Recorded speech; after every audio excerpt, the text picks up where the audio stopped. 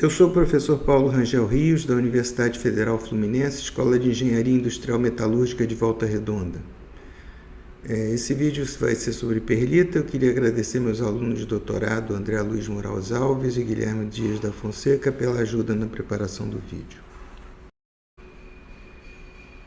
Provavelmente a perlita é um constituinte mais emblemático da metalurgia. Eu não estou nem falando de materiais, estou falando de metalurgia mesmo, clássica, quando os antigos, lá no século XIX, conseguiram já, com um microscópio óptico rudimentar, ver esse constituinte que tinha um aspecto de uma pérola, né, no microscópio, aquele tipo de brilho da pérola, né? Então chamaram de perlita.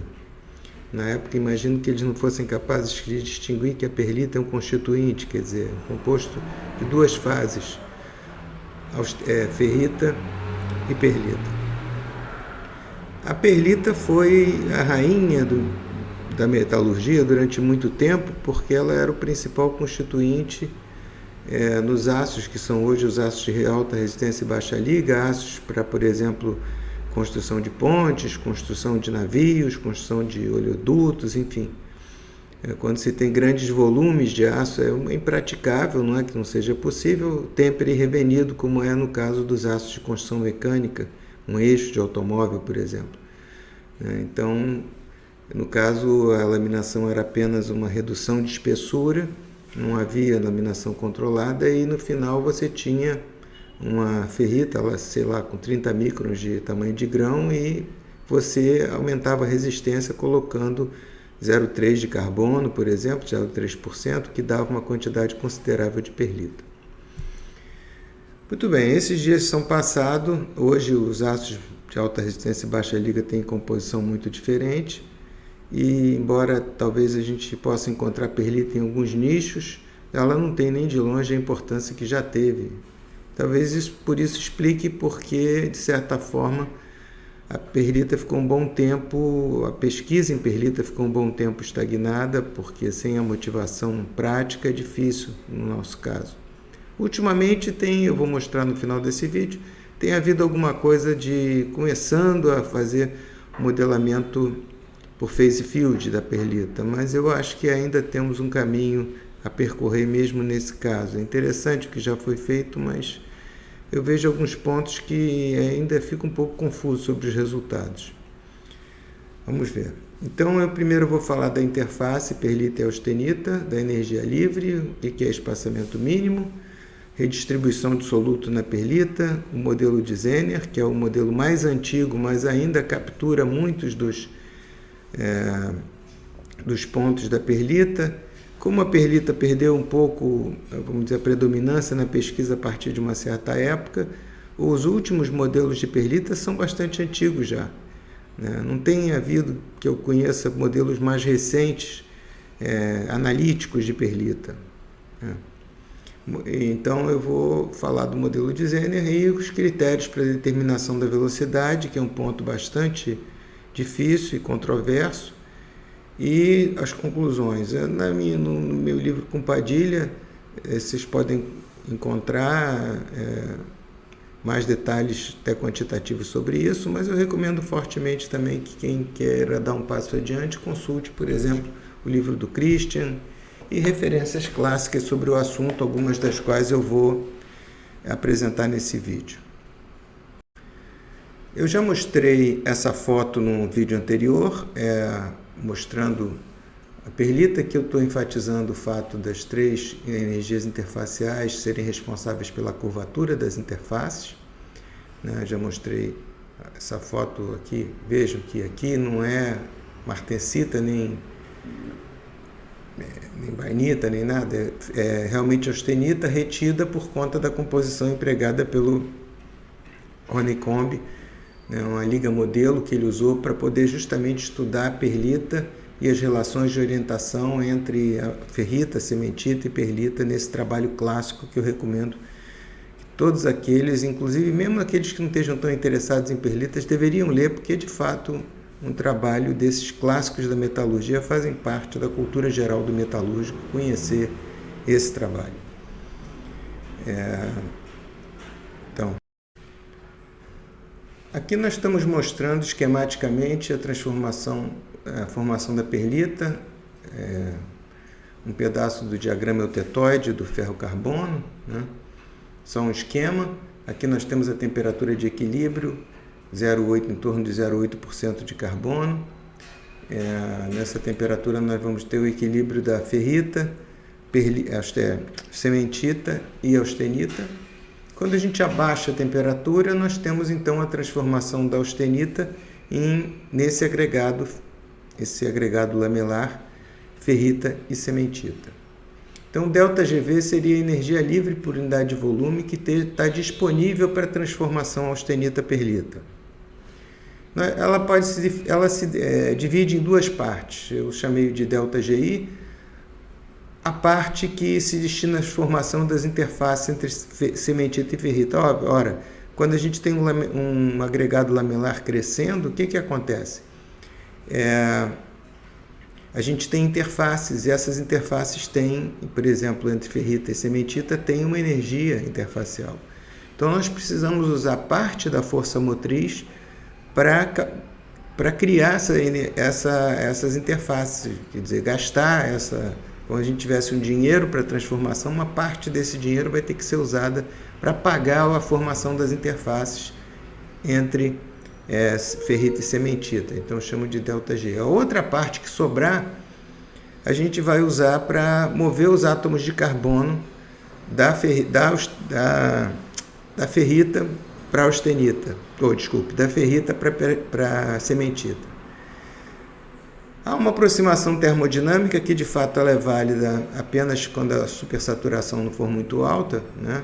A temperatura de transformação não for muito abaixo de TE. Então, ΔGV é a entalpia de transformação, temperatura de equilíbrio menos a temperatura de transformação dividido pela temperatura de equilíbrio.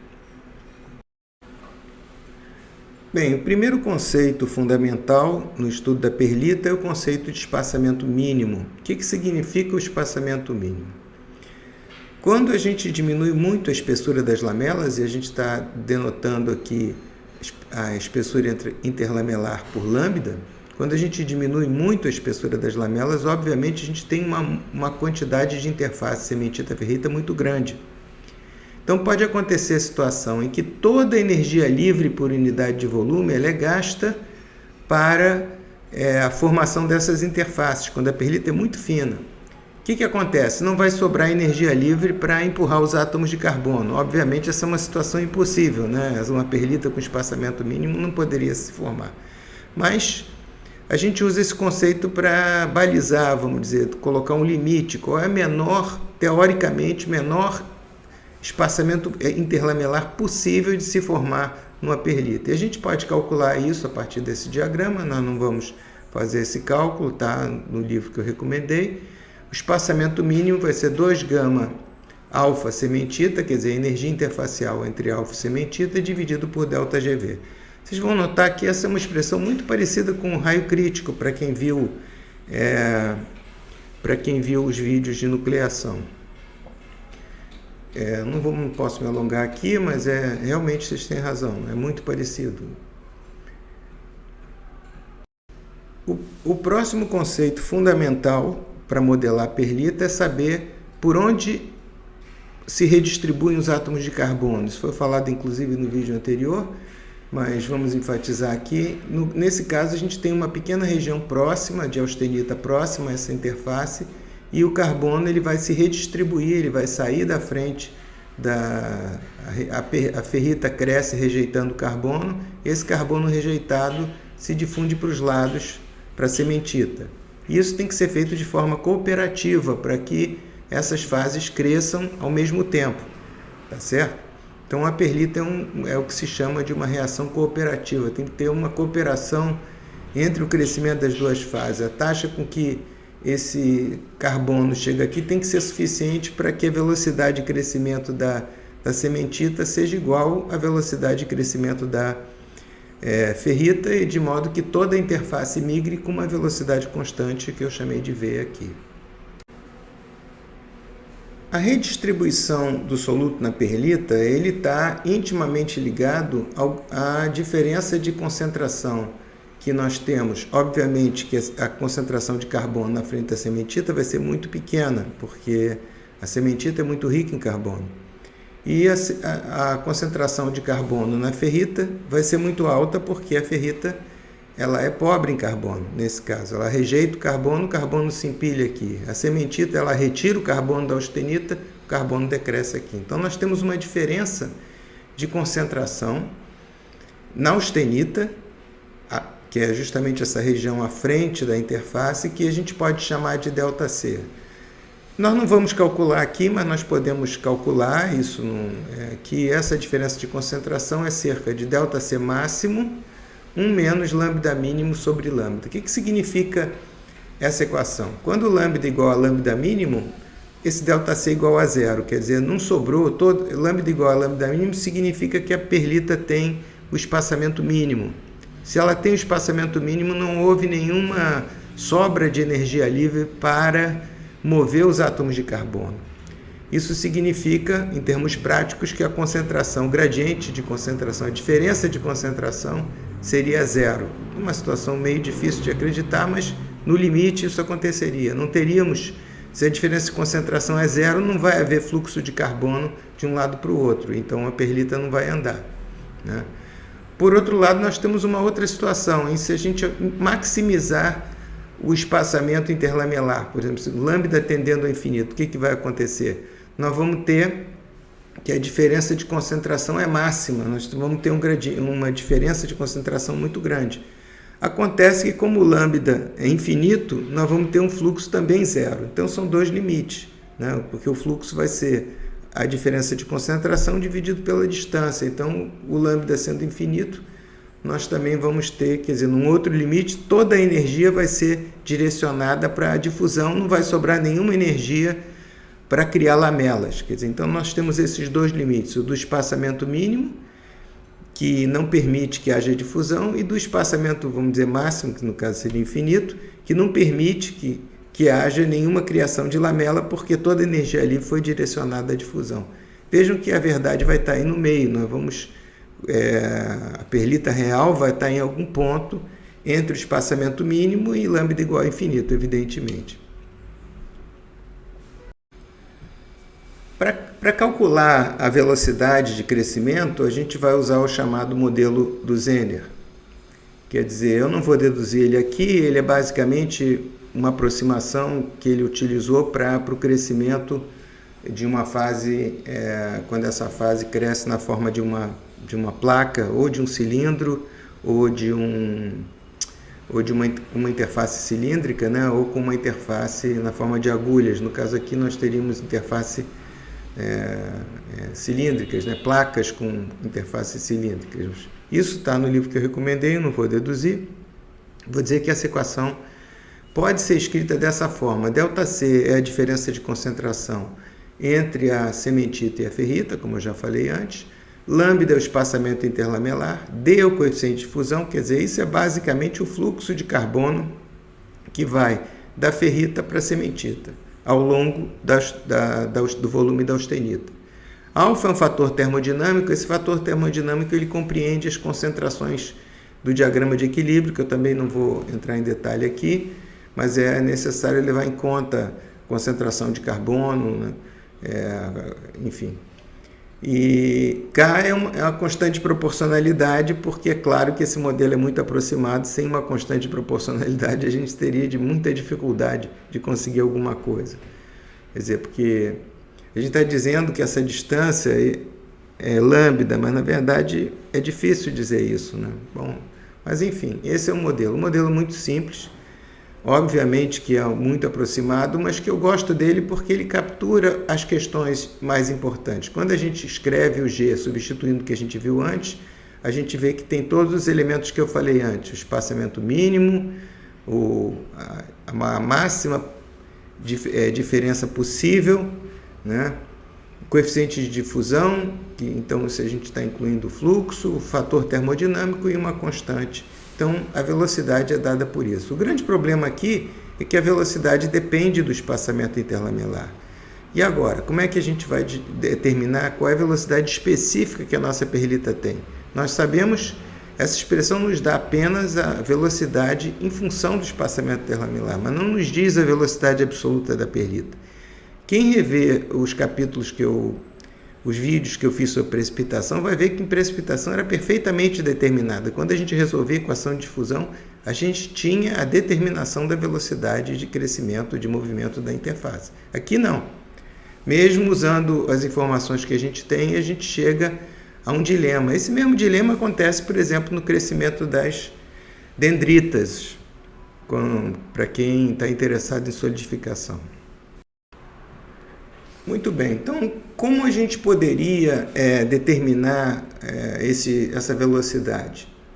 Bem, existe um princípio, existem muitos critérios. Quem quiser ir a fundo nisso, tem muito material interessante à disposição, né?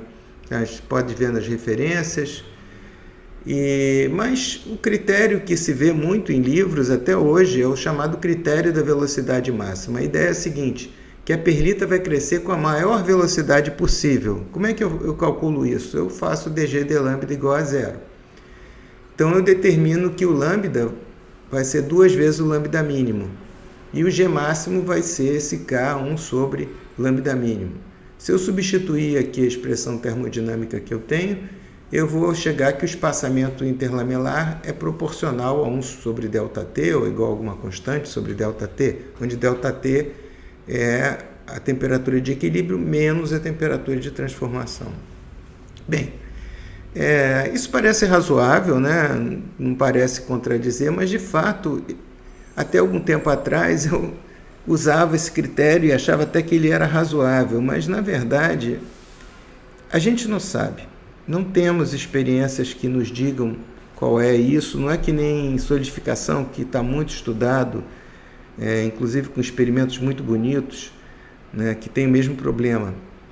O Glicksman, o professor Martin Glicksman, ele fez um review sobre todas as possibilidades de determinar esse espaçamento mínimo no contexto de solidificação do crescimento de uma dendrita. E ele chegou à conclusão que o critério da velocidade máxima, naquele contexto de solidificação, dá um valor 100 vezes maior do que o real. Quer dizer, muito ruim. Eu não sei realmente como seria isso no estado sólido, mas se ele é tão ruim assim no estado líquido, é difícil acreditar que ele seja tão bom no estado sólido, né?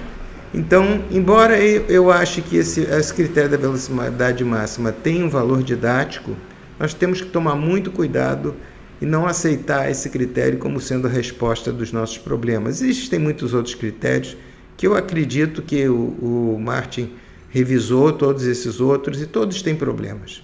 De fato é isso. Na verdade, acredito que não se saiba ainda. O que nós conseguimos fazer do modelamento é uma relação entre G e lambda. Mas, de fato, o critério para lambda eu acho que ainda é complicado de determinar.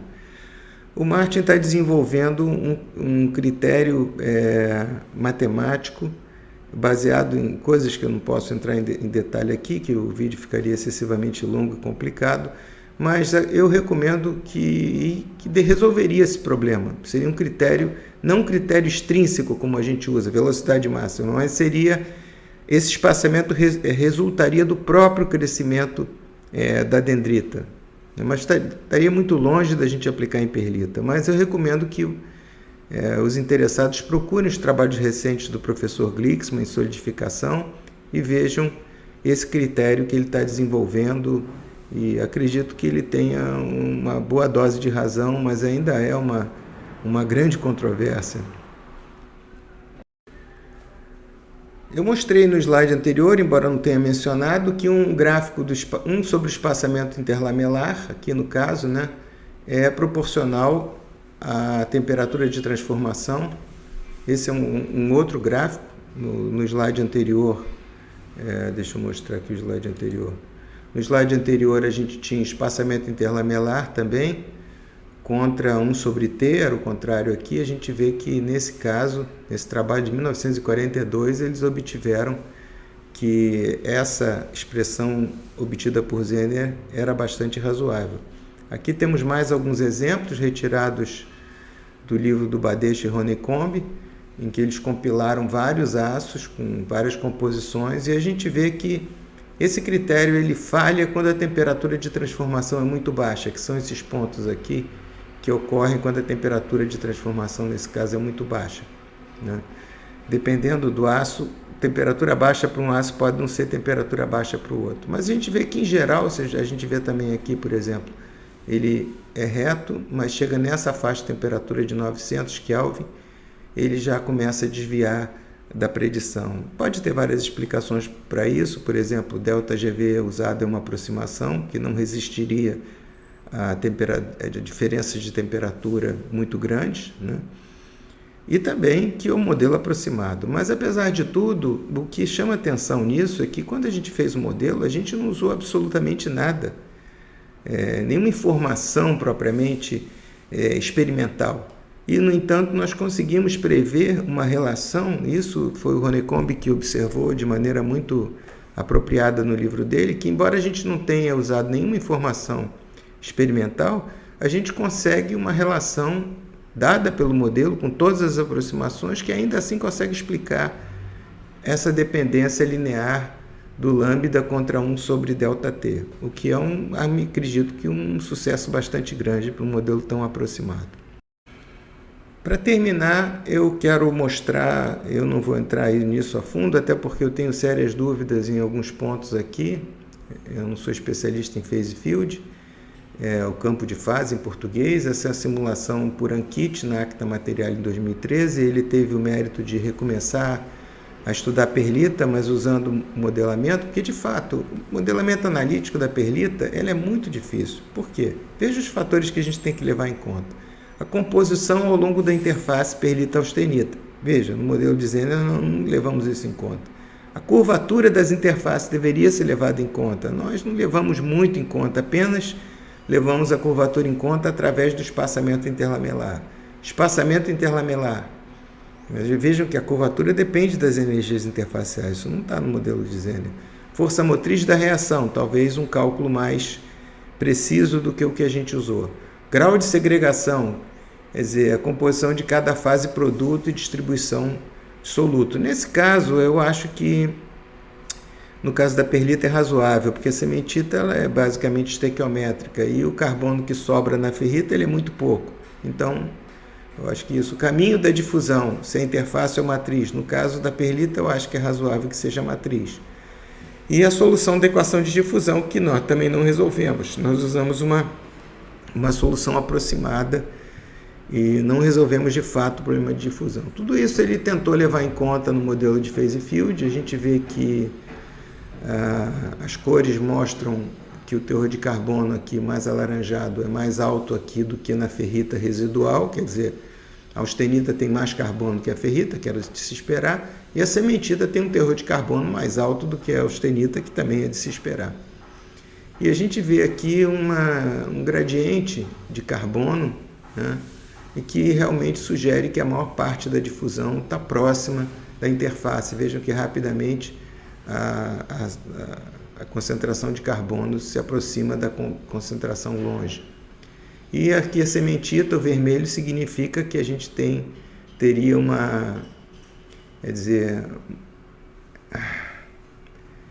teria uma capacidade de difusão daqui para cá. O que não está claro para mim é por que estaria vermelho aqui na interface. Porque não é óbvio para mim que haja algum fluxo de carbono da cementita da ferrita para a cementita, a menos que a ferrita tenha um teor de carbono residual. De fato, mesmo um modelo com phase field não é trivial. Então eu acho, na minha opinião, eu acredito que esse modelo ainda possa evoluir. Posso estar errado, não sou especialista em phase field, mas olhando para esse gráfico não é exatamente o que eu esperaria da distribuição de carbono na ferrita. Então, mas ele parece que obteve um resultado razoável no modelamento, embora seja bastante complicado o trabalho dele. Vamos ver no futuro esse trabalho de 2013, as pessoas continuam trabalhando. Eu acho que pelo menos como um primeiro trabalho é um trabalho bastante interessante, mas não é um trabalho fácil para quem está interessado em ler. Como eu disse, a transformação austenita-perlita já foi uma das mais estudadas em metalurgia. Hoje ela está um pouquinho fora da pesquisa. Acho que pouquíssimas pessoas que eu conheço assim, eu quase não vejo trabalhos publicados. Os últimos que eu vi foram esses de phase field que eu mostrei. E os fundamentos dessa transformação, eu acredito que possam ser capturados até pelo esse modelo simples de Zener que eu usei, as ideias fundamentais da transformação. E esse modelo simples permite prever a dependência do espaçamento lamelar com a temperatura de transformação. Isso é bastante interessante, porque é claro que esse modelo tem uma série de aproximações bastante violentas, eu diria assim. O modelo analítico exato, na minha opinião, é extremamente difícil, porque envolve a solução exata da equação de difusão na frente da perlita. Isso exige a entrada de condições de contorno bastante complexas, como é a concentração de carbono na frente da ferrita e da cementita. Isso não é uma tarefa trivial. E recentemente a perlita começou a ser modelada pela técnica do campo de fase. Agora, entretanto, na minha opinião, mesmo esse modelamento não parece fácil. Bom, um campo de fase não é um assunto fácil, né? Não íamos esperar que fosse fácil. Mas, na minha opinião, eu acho que a gente ainda tem o que evoluir, em que pese que eu acho que o trabalho do Ankit esse é um trabalho excelente, mas eu acho que é um assunto bastante complexo e não é num trabalho de phase field que as coisas vão se resolver. Eu acredito que ainda haja um espaço para alguma melhora, algum aperfeiçoamento disso. Finalmente, eu queria agradecer aqueles que chegaram até aqui nesse vídeo e pedir àqueles que estão interessados nos vídeos que, por favor, se inscrevam no canal. Nós estamos agora num projeto de extensão aqui da UF e a ferição do sucesso do projeto é o número de inscritos. Um dos parâmetros é o número de inscritos no canal.